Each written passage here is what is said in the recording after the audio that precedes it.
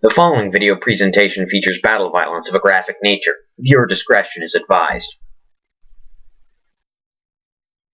Of all the battles and wars fought in the Middle Ages, sieges were perhaps the most difficult. In this video we shall go on a journey, exploring battle strategy and the valor of soldiers. The battles of old weren't fought with smart bombs and heat-seeking missiles.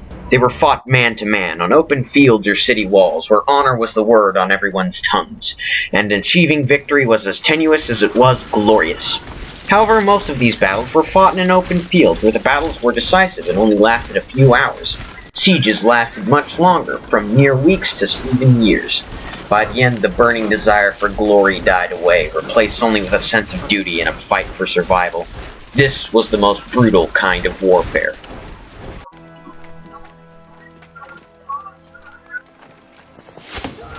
From fistfights to massive wars, taking someone by surprise is one of the best ways to achieve the advantage. In fact, much of military strategy is built around taking the enemy by surprise. However, this isn't always a possibility. Should a faction be unable to take an enemy by surprise and the enemy holes up in a settlement and refuses to surrender, a siege begins. Basically, a siege is the term for what happens when two armies, one located inside a castle or city and one located outside the walls, come to an impasse and have to wait or battle it out. This is akin to a schoolyard fight where nobody wants to throw the first punch. The major differences between fighting a siege and fighting in an open battle are close quarters combat and the elimination of the flanking tactic. When in an open area like a battlefield, soldiers have plenty of room to maneuver. This wide space allows for the usage of cavalry, which was often a huge part of pre-medieval and medieval warfare. The difference between the living and the dead were often who had the best cavalry tactic.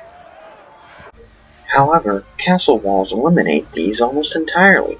Yes, some castles may have open spaces within the walls, but for the most part, combat in a castle was cramped and brutal. It is because of this that two weapons were invented to try to knock down the walls and make the combat a little more open. These weapons were the catapult and the ballista. Both of these weapons use the same type of mechanism to propel bolts and stones at defenses to destroy walls and kill defenders. This mechanism is known as the torsion spring. These weapons were fired by twisting rope until it was very tight, loading the projectile, then releasing the tension to fire the weapon. These had a major disadvantage, as explained by King Foltest. Sire, you said we were out of range. That was a ballista, Excellency. Its arms strengthened with bronze plates and strung with horsehair. It can propel heavy bolts up to a mile away. A deadly and very costly weapon. An experienced crew can cock and release 2 bolts each minute. Yet it has one flaw. Your Grace, please take cover. The recoil of the arms is so strong upon firing that the weapon shifts. It simply cannot hit the same spot twice. I had no idea. Though the accuracy of most of his statement could be up for debate, there is the fact that this spring produces recoil. To remove this problem, the trebuchet was invented. Instead of a spring-loaded mechanism, the trebuchet's main apparatus is the counterweight. Instead of a propelling force, it uses a downward force to lift the throwing arm.